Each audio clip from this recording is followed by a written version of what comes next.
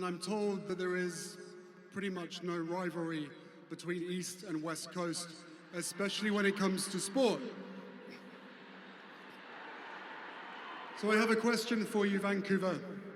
Are you ready to show Toronto and the world how the games are done?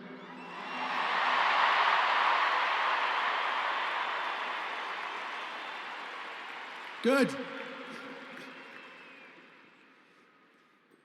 We don't have to go through that again. That was perfect the first time. Thank you.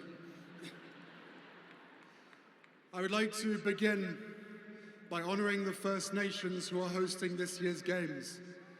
Lil'wat, Musqueam, Squamish, and Tsleil-Waututh. Haitsap, Kukwilum.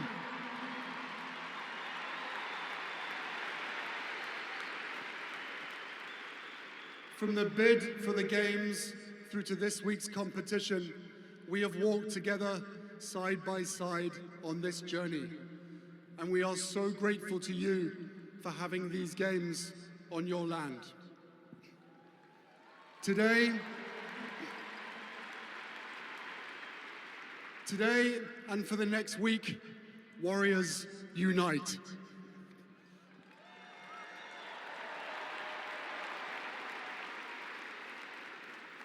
In this moment of difficulty and division in many parts of the world, we gather here in Vancouver in a spirit of unity. We represent 23 nations, speak many different languages, and reflect the full breadth of the world's religions and faiths.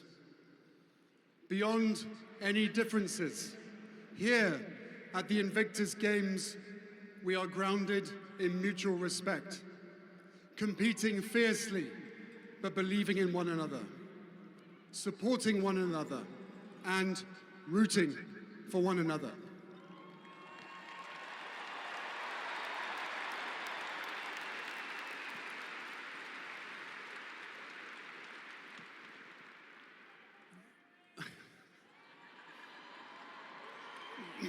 I love you guys.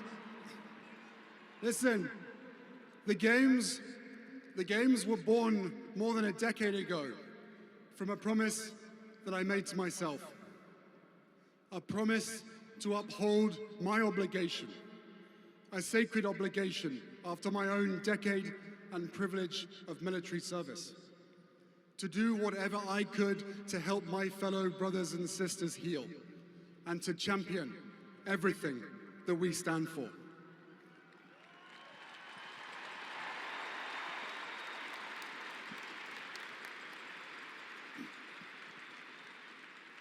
Over the past decade, I've lost count of the times that we've heard you tell us that the Invictus Games saved you. Respectfully, I disagree. Invictus didn't save you. You saved yourself.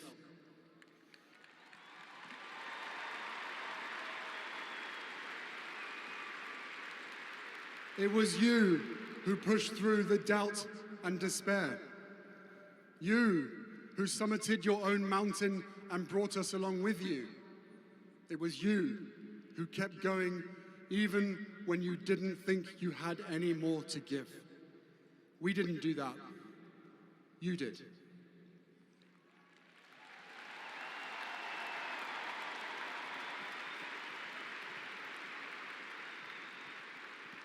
The games simply reveal what is already within you, that scarcest and most precious of the world's resources, character. A spirit of fortitude and perseverance that can never be defeated. That is the magic of the Invictus Games.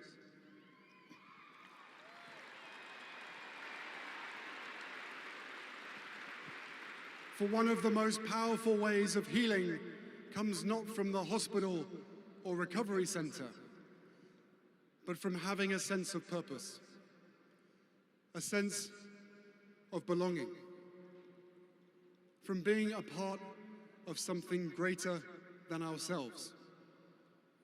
And that healing, though it begins with you, extends to your children and loved ones who delight in the simple gift of seeing you smile once again, of knowing your mind isn't someplace else, and that you are fully present.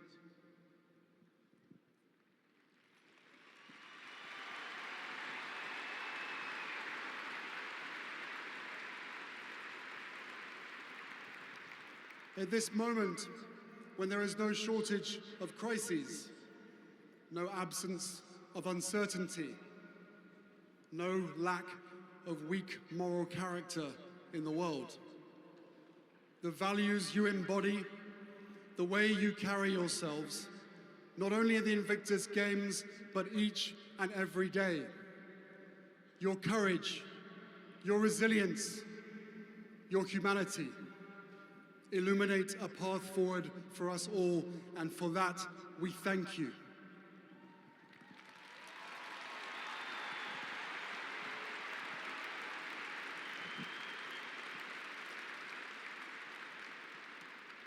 Your leadership did not end when you stepped off the battlefield or took off the uniform. It endures.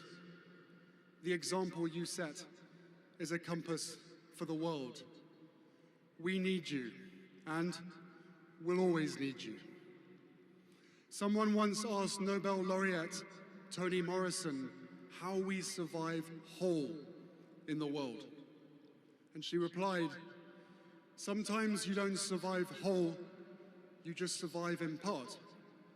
But the grandeur of life is that attempt. It's not about that solution. It is about being as fearless as one can and behaving as beautifully as one can under completely impossible circumstances." So, as we embark on this year's competition, here is my challenge to all of you. Show the world how you behave under completely impossible circumstances. Show the world your fearlessness. Show the world the grandeur in your attempt at victory. Show the world why you are Invictus. Thank you.